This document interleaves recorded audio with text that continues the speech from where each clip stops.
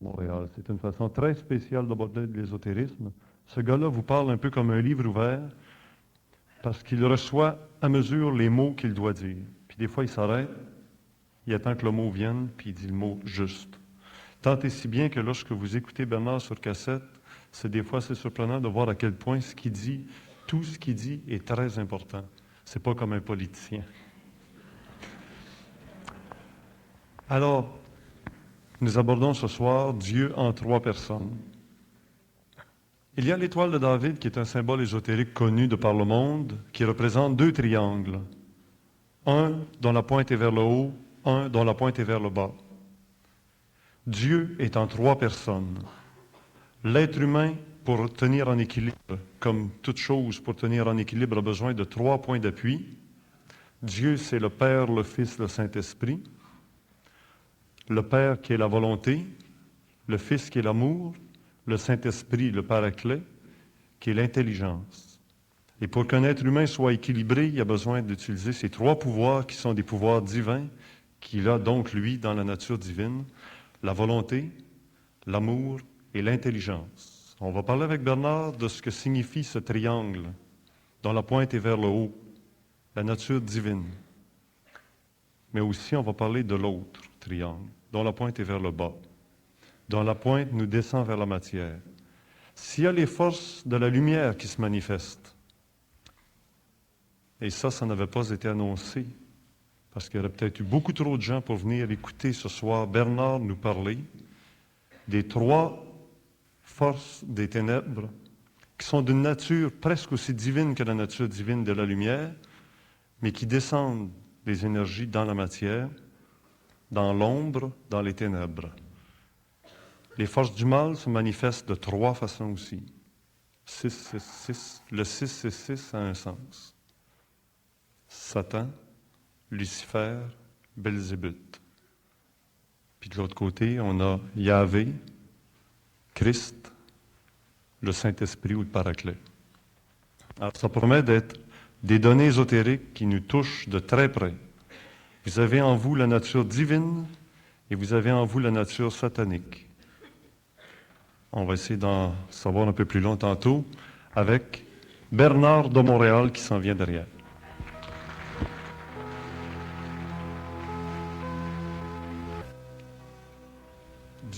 Dieu en trois personnes. Dieu pour nous, on pense tout de suite que c'est pour notre bien, que c'est la lumière, que c'est pour nous aider alors qu'on sait très bien que Yahvé a toujours été extrêmement intransigeant. Yahvé a ouvert la terre, a envoyé les impies dans le feu de la terre.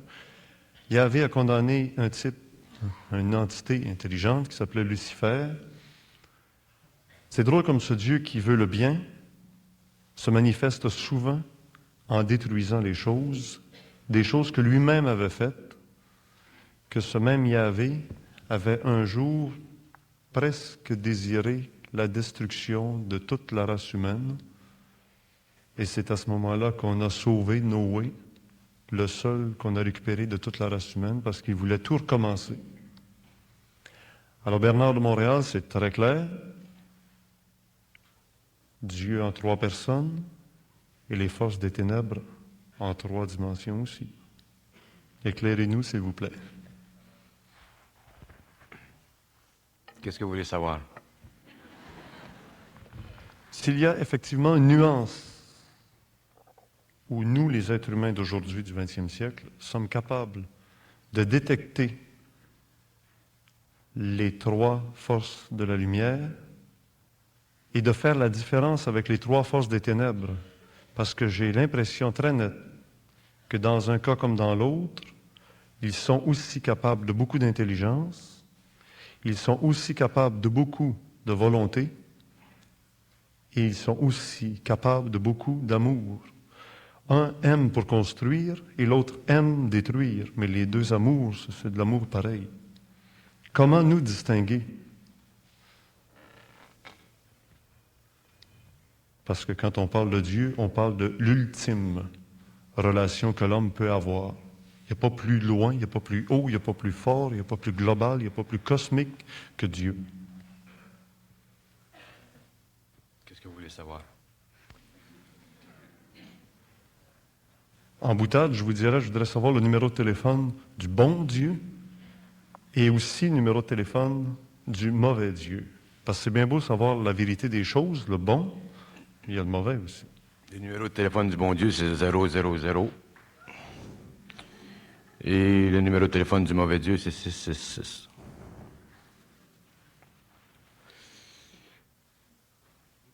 L'homme inconscient, je parle. L'homme dominé. L'homme qui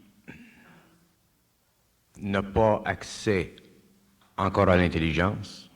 L'homme qui n'est pas encore dans l'intelligence. L'homme qui est dans l'intellect. L'homme qui vit la conscience expérimentale sur la planète a besoin d'un Dieu. Et ayant besoin d'un Dieu, il est obligé d'accepter le rôle que lui impose ce besoin. Et ce rôle, il est manifesté dans la philosophie de l'absolu qu'on appelle la Trinité absolue. Et dans cette Trinité absolue, il y a trois parties qu'on appelle le Père, le Fils et l'Esprit. La volonté, l'amour et l'intelligence. Mais il y a un problème avec le Dieu de l'homme.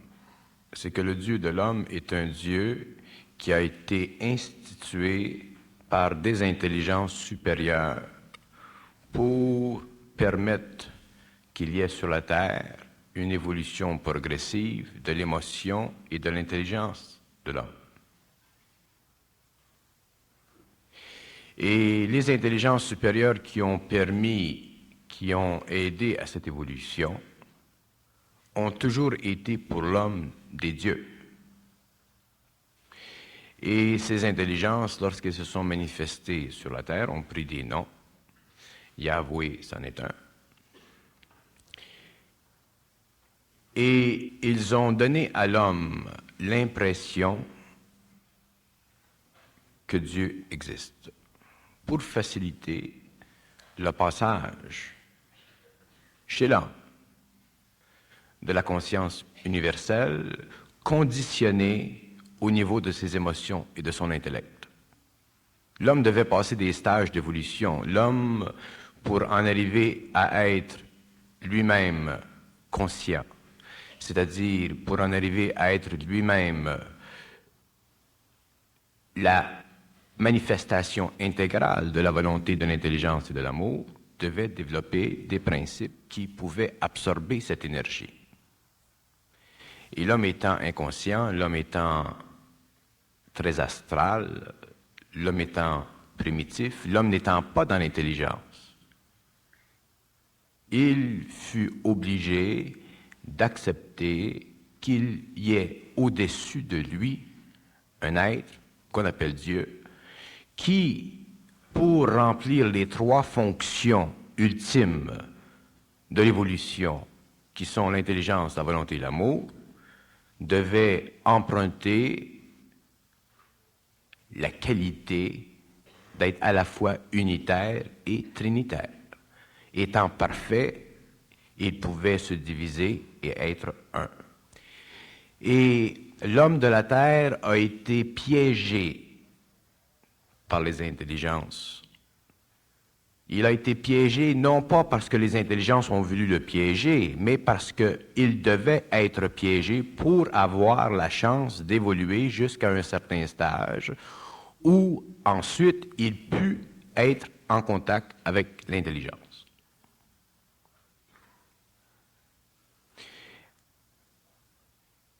L'intelligence, ce qu'on appelle l'intelligence, pas l'intellect, mais le principe de l'énergie créative, n'appartient à personne. C'est une énergie qui est libre, c'est une énergie qui est en mouvement dans l'univers et c'est une énergie dont l'homme est particulièrement attaché par un moyen qu'on appelle l'âme. Mais tant que l'homme possède son âme, il ne peut pas être dans l'intelligence. L'âme sert simplement de pont entre cette énergie et ses principes inférieurs et permettre que cette énergie se canalise en lui pour que sur le plan matériel, il puisse s'exécuter en tant que créature, mais jamais en tant que créateur. Lorsque l'homme de l'avenir aura détruit son âme, c'est-à-dire que lorsque l'homme de l'avenir aura dépassé les conditions qui lui sont imposées par la mémoire de son expérience, qui est l'âme, à ce moment-là, l'homme sera dans l'intelligence, il sera dans la volonté, il sera dans l'amour, c'est-à-dire qu'il connaîtra la vibration de ces trois principes et il pourra exécuter sur la Terre ou dans un des éthers de la planète le droit de création qui fait partie intégrale du pouvoir de la lumière. C'est-à-dire que l'homme, à ce moment-là, sera lumière et il pourra immortaliser son corps matériel et le rendre totalement libre de l'espace. Et à ce moment-là, l'homme n'aura plus de Dieu, l'homme ne sera plus sujet à l'exploitation psychologique de son émotion et de son mental inférieur par des intelligences qui connaissent déjà le secret de l'intelligence. Et à partir de ce moment-là, l'homme sera un être libre et il pourra comprendre parfaitement les lois de l'énergie. Et connaissant et comprenant les lois de l'énergie, il sera créateur et pourra commencer à comprendre au cours de son évolution future, au fur et à mesure qu'il entrera de plus en plus en relation avec la lumière, les mystères de l'infinité, ce qu'on appelle sur le plan matériel, dans l'inconscience planétaire, à l'intérieur de la conscience expérimentale de l'homme, Dieu. Dieu existe pour l'homme parce que l'homme n'est pas capable d'exister seul. Dieu existe pour l'homme parce que l'homme vit dans sa vie matérielle emprisonné par des sens qui conditionnent son intelligence. Lorsque l'homme aura le pouvoir de sortir de son corps matériel et d'investiguer les espaces qui sont à l'extérieur de l'espace matériel, l'homme aura la capacité d'être totalement seul et d'être totalement indivisible en lui-même, c'est-à-dire qu'il aura la capacité d'être à la fois intelligent, volontaire et dans le principe de l'amour qui fait partie de l'énergie universelle, et il pourra automatiquement se libérer des forces astrales qui sont constituées de par son émotion et ses pensées, et ainsi il aura commencé à se libérer des forces qu'on appelle lucifériennes. De sorte qu'à ce moment-là, la Trinité absolue n'existera plus telle que l'homme l'a conçue philosophiquement, et la Trinité satanique non plus, parce que l'homme sera le pont entre Dieu absolu et le Dieu opposé qu'on appelle les forces lucifériennes.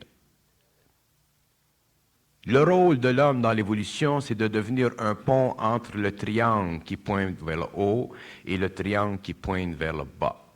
Le triangle qui pointe vers le haut, le Père, le Fils, l'Esprit, dans sa formule symbolique, représente simplement la capacité ultime de l'homme.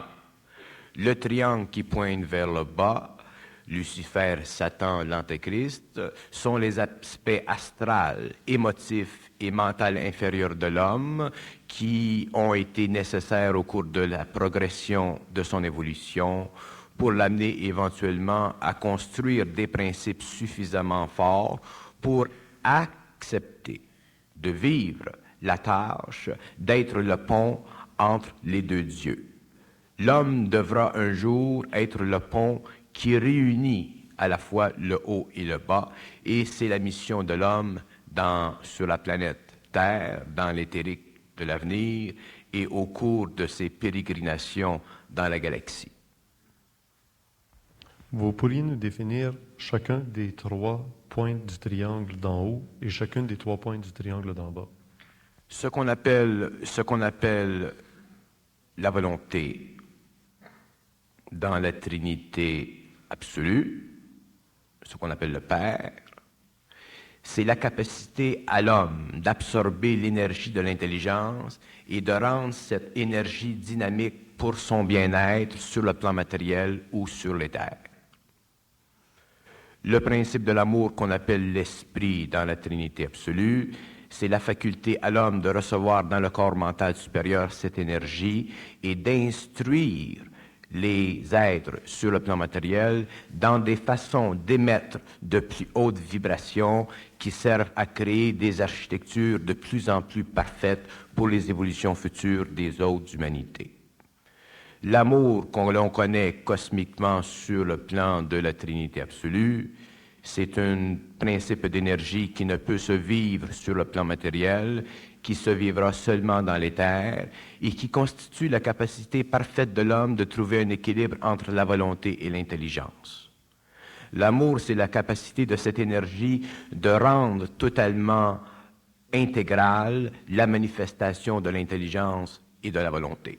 Et c'est pourquoi que l'on dit que l'amour, l'intelligence et la volonté, ou le Père, le Fils et l'Esprit sont un, parce que ces 3 principes ne peuvent être activés que lorsque l'homme est absolument intégré à lui-même, c'est-à-dire lorsque l'homme est totalement libéré de ses émotions et de ses pensées subjectives qui correspondent à sa conscience expérimentale qui a été établie dans le passé par des intelligences supérieures à lui, mais intelligences qu'il devra un jour recôtoyer parce qu'il devra continuer à travailler avec elles.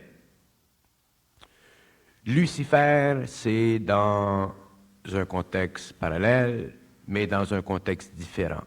Ce qu'on appelle Lucifer dans la symbologie ésotérique du monde occidental, c'est la totalité des âmes sur la terre et dans le monde des esprits.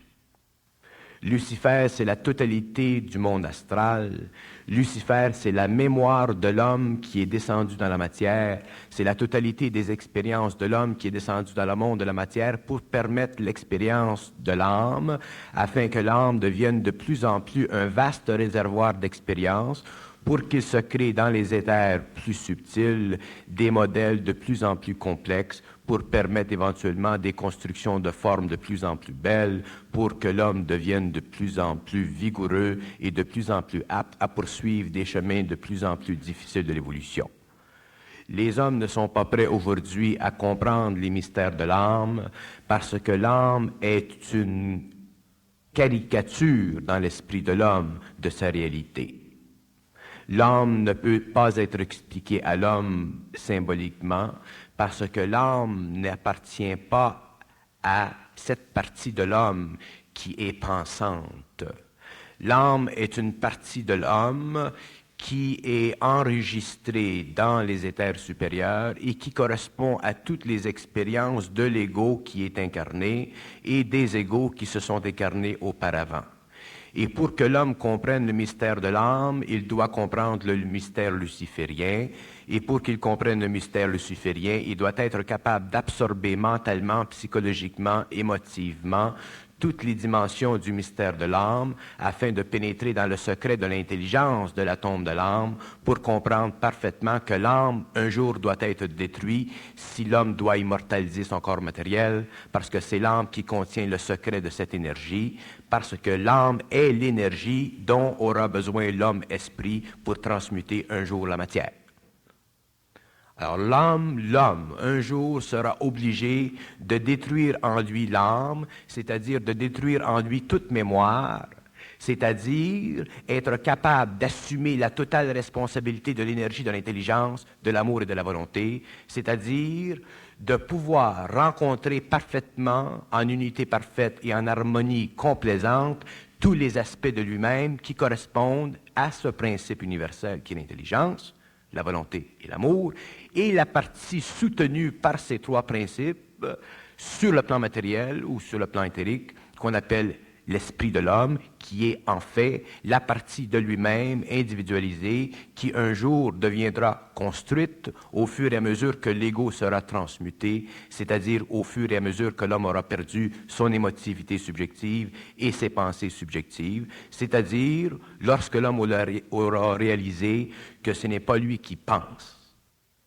Et lorsque l'homme aura réalisé que ce n'est pas lui qui pense, que la pensée n'est simplement qu'une qualité astrale du principe parfait de l'intelligence, colorée par ses émotions, l'homme commencera à entrer dans l'intelligence pure, et à ce moment-là, il lui sera facile de tout connaître, de tout comprendre, de tout pouvoir expliquer, parce qu'il ne sera plus attaché à rien qui vaille la peine d'être rattaché sur le plan de l'émotion et de la pensée, parce qu'il sera en dehors du temps de la pensée et en dehors de l'espace de son esprit.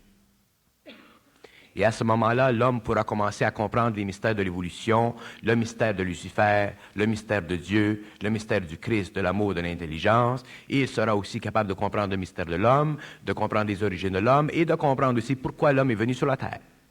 Et lorsque l'homme comprendra pourquoi l'homme est venu sur la terre, il comprendra que la place de l'homme sur la terre n'est pas sur la terre matérielle, mais dans les terres. Et lorsque l'homme comprendra que la place de l'homme est dans les terres, il réalisera à ce moment-là que tout ce qui s'est passé au cours de l'évolution, au cours des siècles et des millénaires, n'était simplement qu'une programmation imposée sur la conscience expérimentale de l'homme pour l'accroissement de son pouvoir mental, émotif et vital, afin qu'un jour il soit suffisamment orchestré dans l'architecture de ses cendres pour pouvoir absorber parfaitement l'intelligence, l'amour et la volonté, afin que lui devienne un créateur et qu'il cesse d'être une créature et qu'il devienne un maître de la vie et qu'il puisse moduler à sa fréquence les énergies qui sont parfaites. À ce moment-là, l'homme commencera à comprendre le phénomène de l'infinité, et commençant à comprendre le phénomène de l'infinité, il pourra se déplacer dans le temps et connaître tous les frères qui sont avec lui dans le temps ou en dehors des espaces qui conditionnent la matière matérielle. Vous avez défini une des trois pointes du triangle inversé, Lucifer. Il y en a deux autres.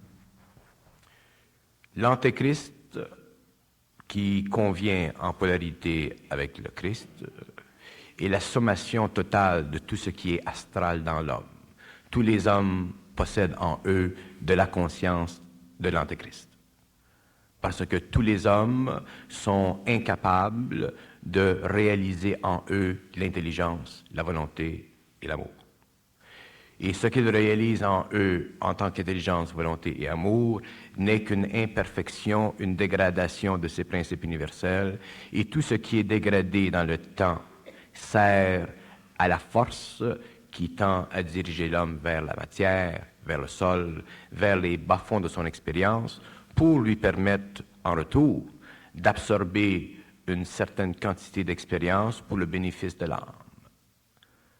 L'Antéchrist, dans sa forme symbolique, représente tout ce qui empêche l'homme de savoir et représente tout ce qui domine l'homme par le biais de ses émotions et de ses pensées subjectives, parce que tant que l'homme n'est pas dans l'intelligence, il n'a pas le pouvoir de savoir.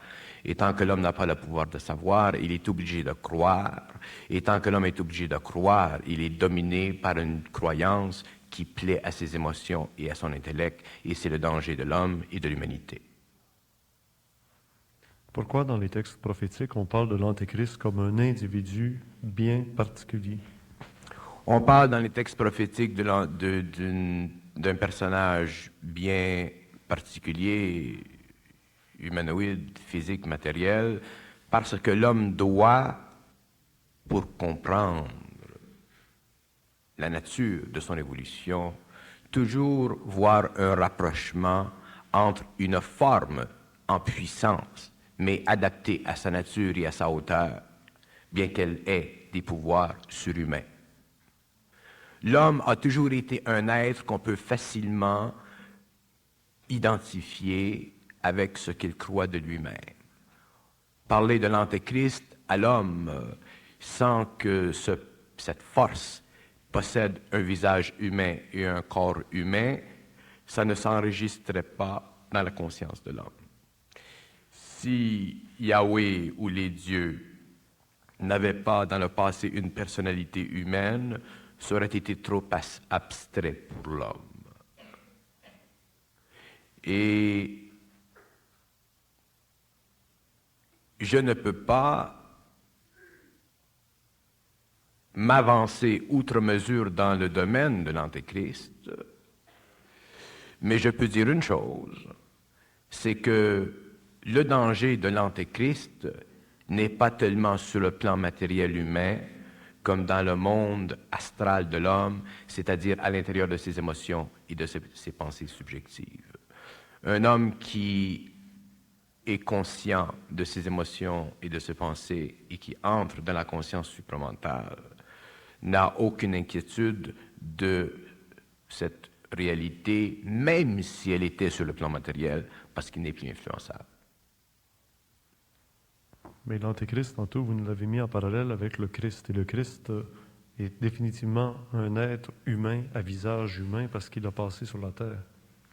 Le Christ pour l'homme est un être à visage humain parce que l'énergie qui est passée dans le personnage a défini une mission que l'homme a appelée le Christ. Mais en fait, ce n'est pas le personnage matériel qui a passé sur la Terre qui est important, c'est la canalisation de l'énergie cosmique à l'intérieur d'une forme humaine. L'homme s'attache à la forme, mais il ne connaît pas les lois de l'énergie. L'homme s'attache à la forme parce que ses sens collent à la forme, mais ce n'est pas à la forme que l'homme doit s'adresser ou que l'homme doit comprendre. C'est le principe de l'énergie qui se diversifie dans la forme que l'homme doit comprendre. Si l'homme s'attache à la forme du Christ, comme l'homme peut s'attacher à la forme du Père ou l'homme peut s'attacher à la forme de l'Esprit, automatiquement l'homme s'attache à une forme qui le domine dans son émotion et c'est pourquoi l'homme ne peut pas entrer dans l'intelligence des mystères et le secret de ces mystères. Parler d'un être humain qui est venu sur la Terre et d'interpréter sa mission ou de son activité sur la Terre comme étant celle du Christ, c'est simplement la réflexion dans le matériel d'une possibilité matérielle infuse des plans supérieurs de l'évolution. Ce n'est pas dans la matière que le Christ est important, c'est en dehors de la matière que l'énergie représente cosmiquement une valeur dont l'homme doit un jour reconnaître l'importance et à laquelle appartenir de par le fait même qu'il est fait de cette même énergie. Si cette énergie de la lumière s'est manifestée dans un être, l'énergie des ténèbres ne peut-elle pas se manifester aussi dans un être? Exactement. Les énergies se manifestent toujours éventuellement dans un être, si elles le doivent. Dans le Christ, les énergies se sont manifestées dans un être pour des raisons de fusion, parce que l'homme avait extrêmement besoin d'une identification psychologique en relation avec une capacité d'instruire l'humanité. Et dans le cas de l'Antéchrist, c'est la même chose. Mais le point n'est pas là. L'homme n'a pas besoin de voir pour savoir. L'homme n'a pas besoin, à un certain moment de son évolution, d'avoir accès à une symbologie quelconque ou à une forme quelconque pour comprendre les lois universelles. S'il le fait, il se rattache automatiquement à la forme et il spiritualise la forme et automatiquement il entraîne dans sa vie une domination de la forme. Est-ce que c'est pas justement ça qui est annoncé? Qu'on va subir une domination de la forme? L'homme l'a subi déjà, mais il la subira de plus en plus parce que l'homme devient de plus en plus affecté, infecté par l'extérieur. Devra découvrir à un certain moment de sa vie l'importance d'être totalement dans son intelligence, d'une façon intégrale et d'une façon absolue, afin d'absorber en lui-même l'énergie de cette intelligence et de détruire tous les supports de l'âme qui ont constitué au cours de l'évolution les aspects essentiels de l'évolution progressive de l'homme, qui l'ont amené l'homme à une très haute spiritualité. Mais dans le cas de l'évolution future, l'homme devra totalement dépasser la spiritualité et elle sera dépassée lorsqu'il pourra détruire les fondations mêmes de l'âme en lui, et les fondations de l'âme sont toutes les mémoires qui sont contenues dans l'astral de l'homme. C'est pourquoi l'homme de demain ne pourra plus penser, il sera totalement et parfaitement dans l'intelligence.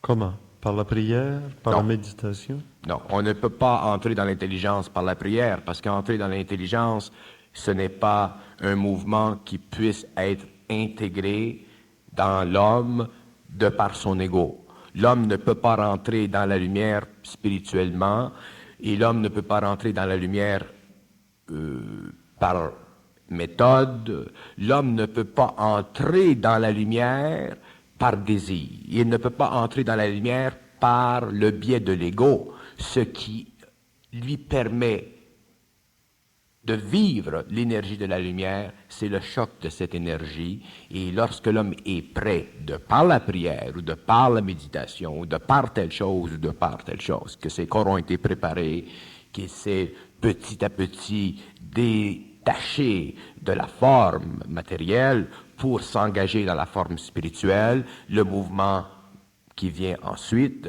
c'est la destruction de ces formes, et c'est dans la destruction de ces formes que pénètre la lumière. Est-ce que la loi de la réincarnation est directement attachée à cela dans l'évolution? La loi de réincarnation existe tant que l'homme a de la mémoire. Et lorsque l'homme n'a plus de mémoire, la loi de réincarnation n'existe plus parce que l'homme immortalise son corps matériel et il ne peut plus retourner au monde des esprits. L'âme et la mémoire, tantôt, c'est ensemble. L'âme et la mémoire, c'est la même chose. Et tant que l'homme n'a pas détruit la mémoire de l'âme, il est assujetti émotivement et au niveau de ses pensées à cette mémoire, et automatiquement, il est incapable d'être dans l'intelligence. Parce que s'il était dans l'intelligence avec de l'émotion ou des pensées subjectives, ses corps ne pourraient absorber cette énergie et il y aurait automatiquement destruction.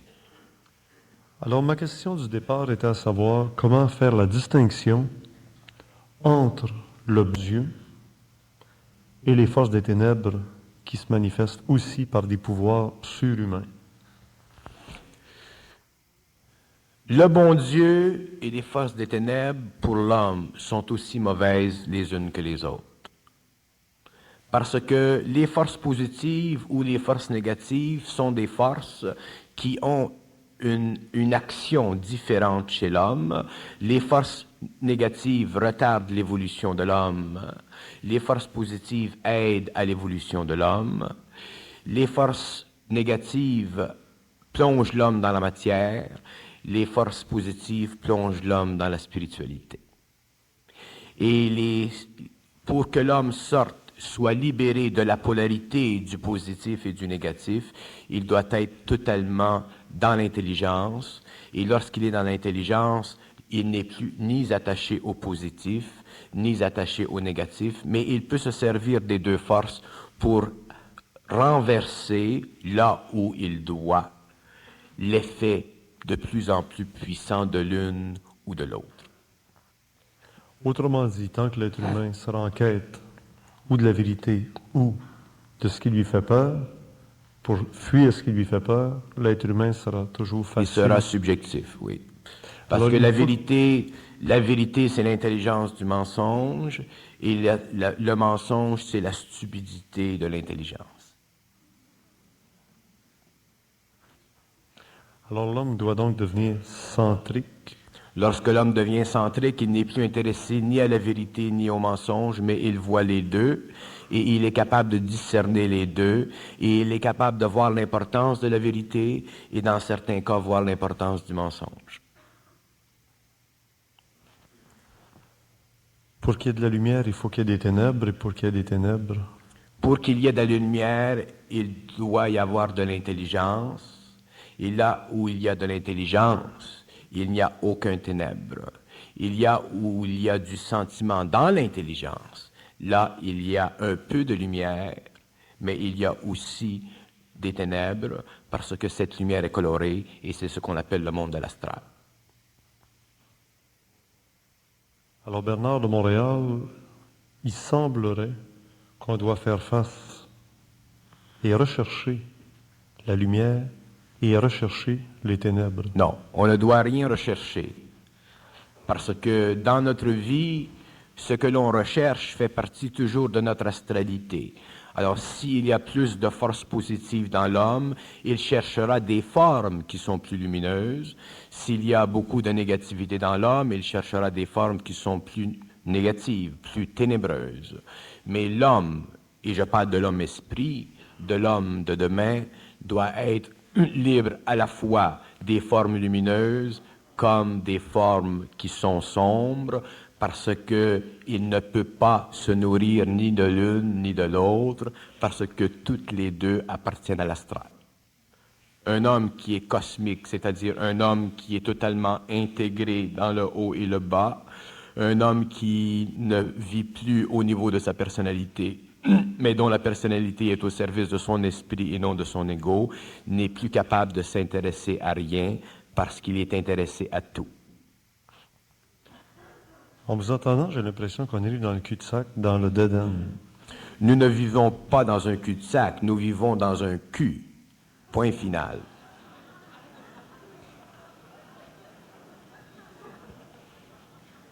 Autrefois, au moins, on s'orientait vers la lumière, on priait les saints, on priait la lumière, le Fils, etc.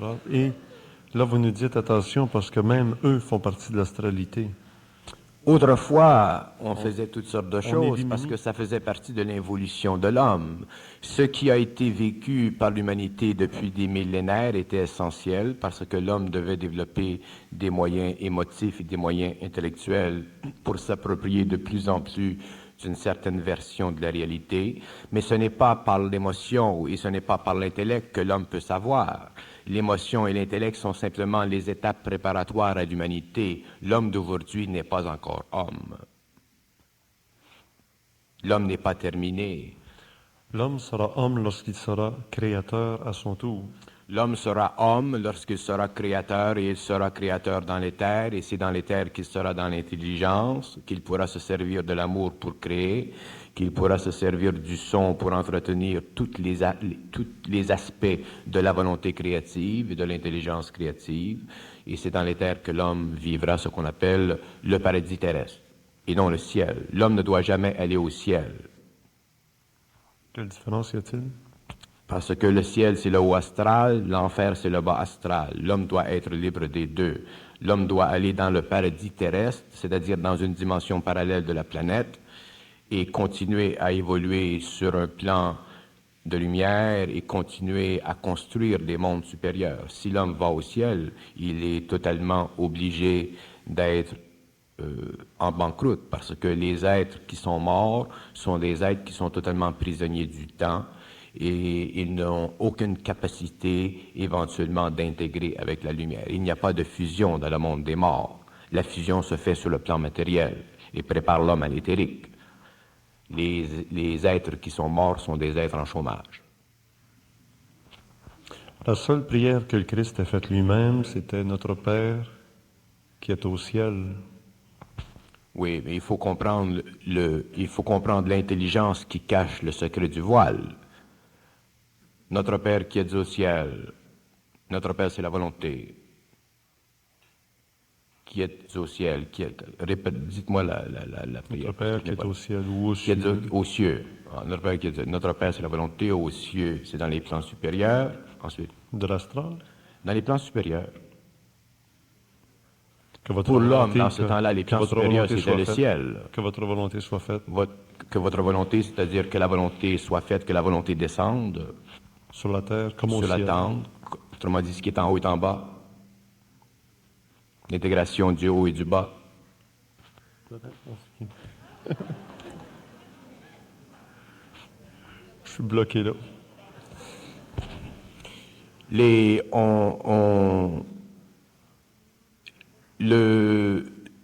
Toute forme de prière contient un voile et derrière le voile, il y a l'intelligence de la forme.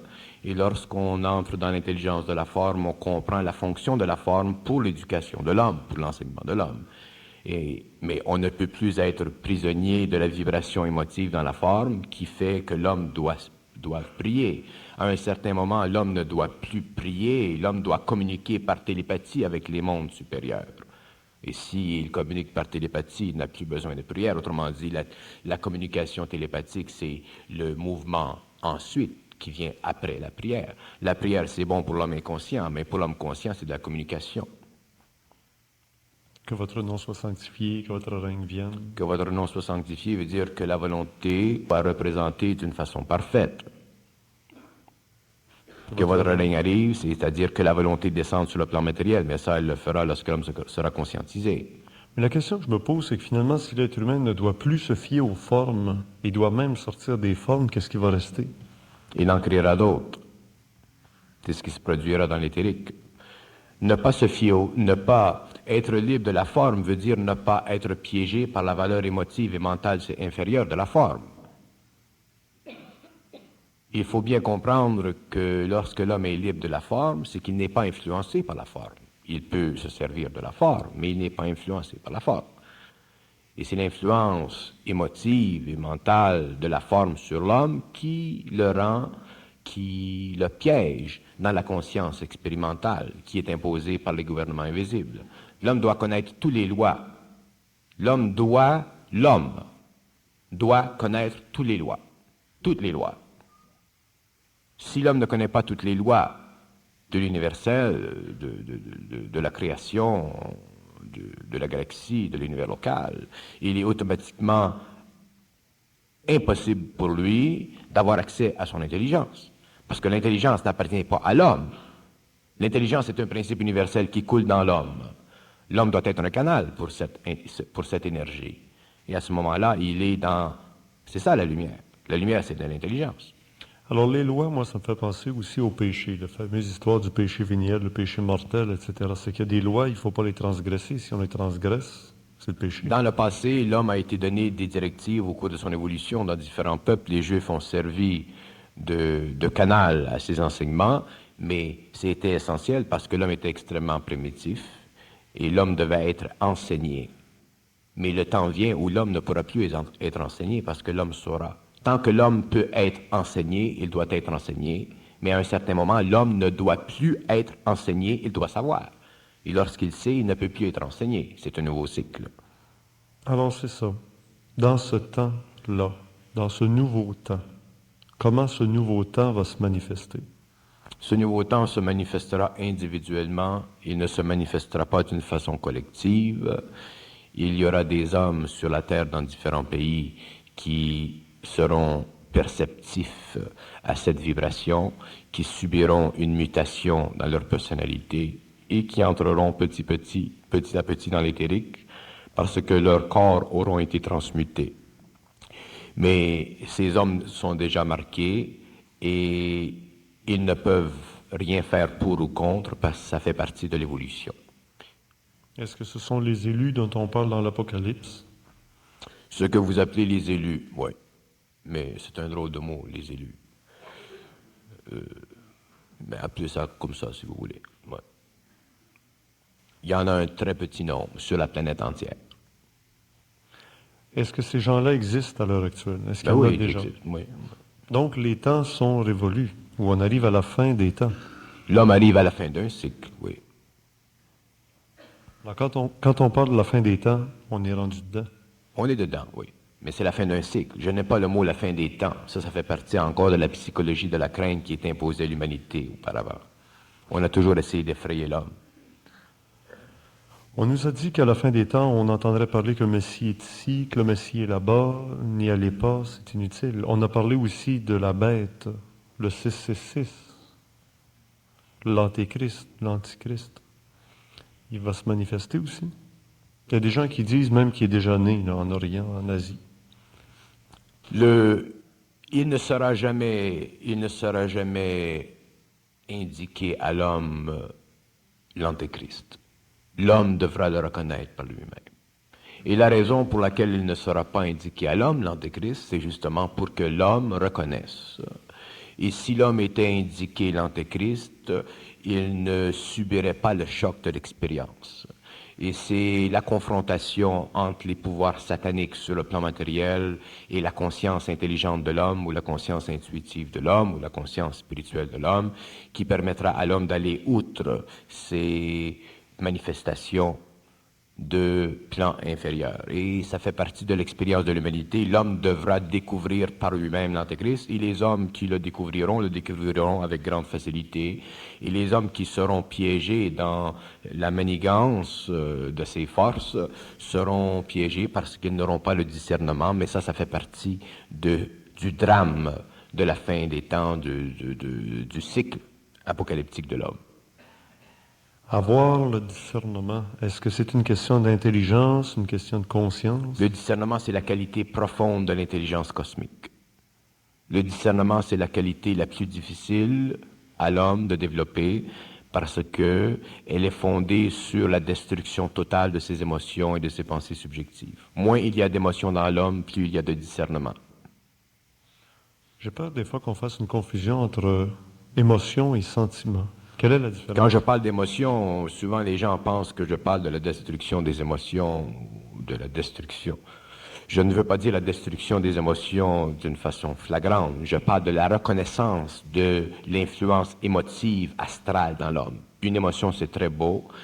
Une émotion, c'est la mesure même de la beauté, de la sensibilité, mais l'émotion subjective astrale, cette force dans l'homme qui l'empêche d'être lui-même, qui l'empêche d'être, autrement dit, intelligent et volontaire, ceci empêche l'homme dans le développement du discernement. Être subjectif, ça a l'air d'être un défaut. Être subjectif, c'est une incapacité à l'homme d'être intelligent dans son activité humaine. Lorsque l'homme est intelligent dans son activité humaine, il n'est pas subjectif, il est objectif, il est neutre. Il est neutre, mais il doit aussi être centrique. La centricité, c'est un état d'esprit qui grandit avec le temps, au fur et à mesure que l'homme réalise de plus en plus l'illusion de la forme au niveau de son émotivité et de son mental inférieur. La centricité, dans le fond, c'est cet état où va l'homme et qui lui permettra un jour d'être dans l'intelligence. Pour revenir à nos deux triangles du départ, il y a eu Lucifer qui était la contrepartie de Dieu le Père, la volonté. Il y a eu l'Antéchrist qui était la contrepartie du Christ. Et la contrepartie de l'Esprit Saint, C'est Satan. Ce sont des symboles. alors qu'est-ce que ça signifie? Ça signifie absolument rien. Pourtant, il y en a qui prient Satan et qui ont des réponses à leurs prières. Oui, mais lorsque les gens prient Satan, qu'ils ont des réponses à la prière, ce que le fait de prier leur permet de se mettre en syntonisation vibratoire avec l'astral.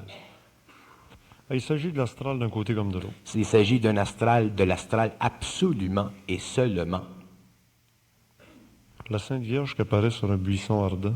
La Sainte Vierge qui apparaît sur un buisson ardent peut être la manifestation d'intelligence qui veulent aider l'humanité comme d'intelligences qui veulent retarder l'évolution de l'humanité.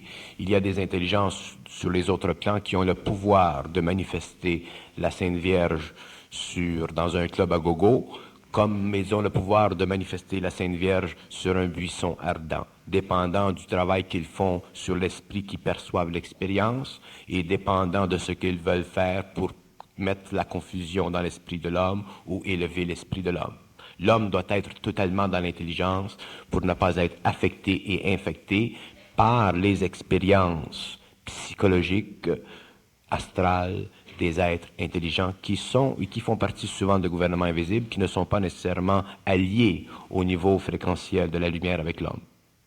Avant la destruction de Sodome et Gomorrhe, il y a eu la visite de 2 ou 3 émissaires qui venaient. Qui c'étaient ces gars-là?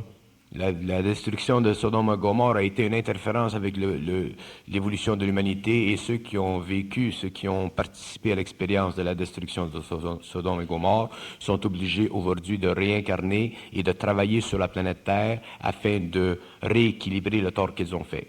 Sodome et Gomorrhe ne devaient pas être détruits de l'extérieur. C'est une ville, ce sont 2 villes qui devaient être détruites de l'intérieur et elles ont été détruites par des forces supérieures, intelligentes, qui ont imposé à l'homme une cicatrice dans l'évolution de sa psychologie matérielle.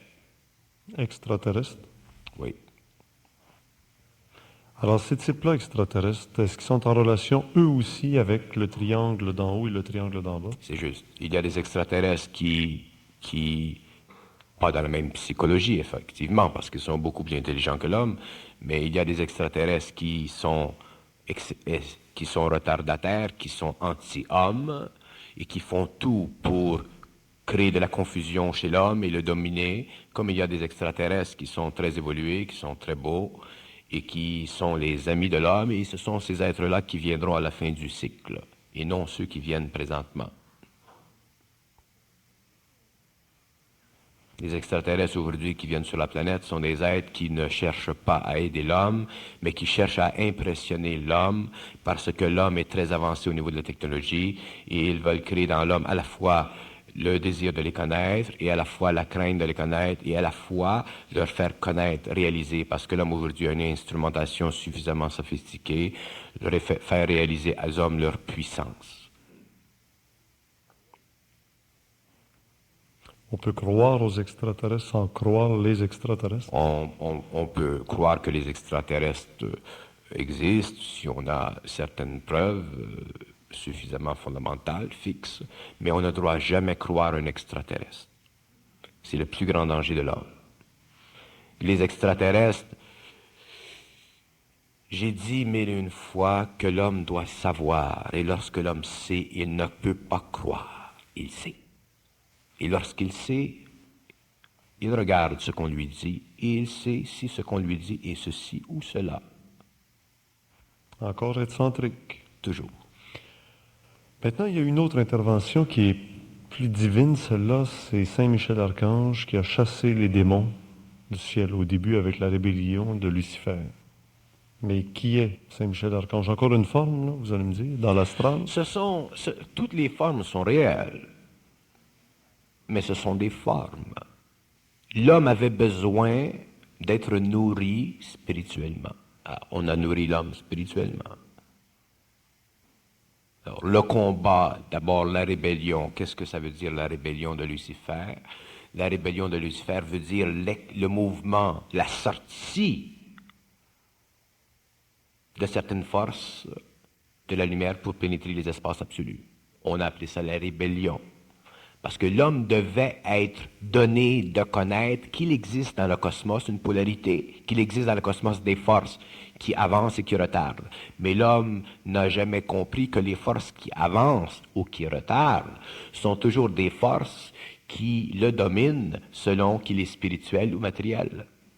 Et lorsque l'homme est conscient, lorsque l'homme est dans l'intelligence, que les forces avancent ou retardent l'humanité, ça ne change absolument rien en lui parce qu'il n'est plus influencé positivement ou négativement. De sorte que Michel Archange demeure une forme spirituelle qui le soulage, comme Lucifer demeure une forme négative qui l'enrage.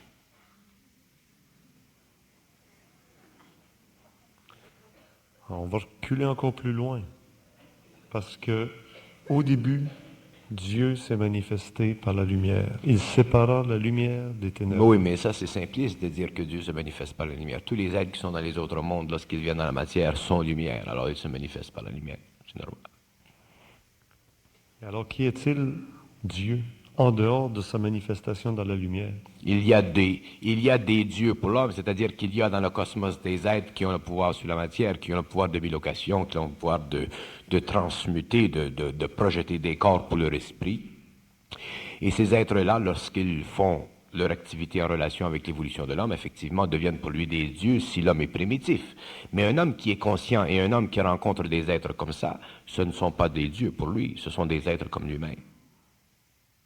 Alors, quand on entend parler de Dieu sous la forme de Elohim, Yahvé, Jéhovah, le Père céleste, Ça fait partie de l'enculement de l'homme. On s'est fait enculer. Et on aime ça. en tout cas, on a développé le culte de Dieu. C'est un bon feeling. Et quand on entend parler des forces des ténèbres sous le nom de Satan, Belzébuth, Lucifer, le diable, Même le chose. démon, les deux bords, On se fait pas enculer, mais on se fait jouer.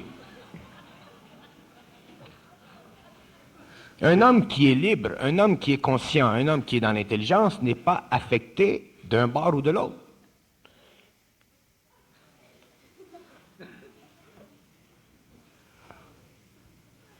Il y a toujours trois forces.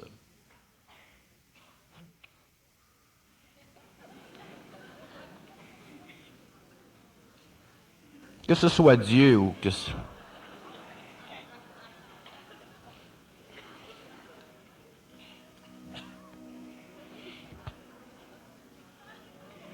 Oui.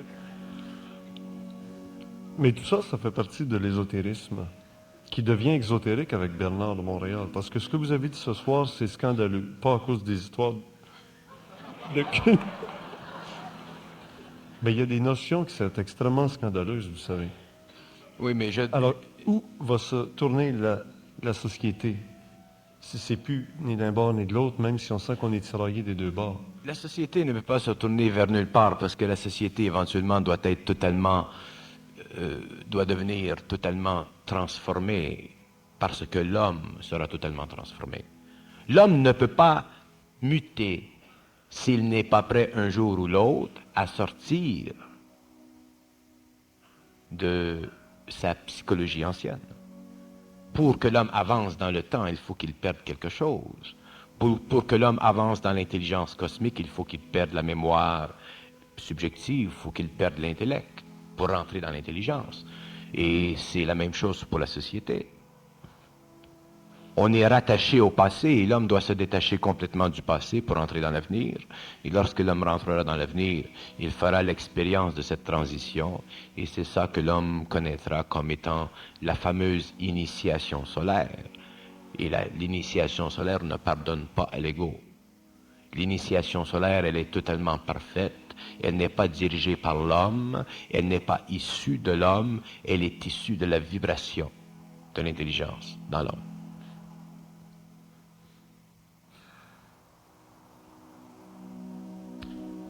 La musique que vous entendez fait partie d'une nouvelle cassette.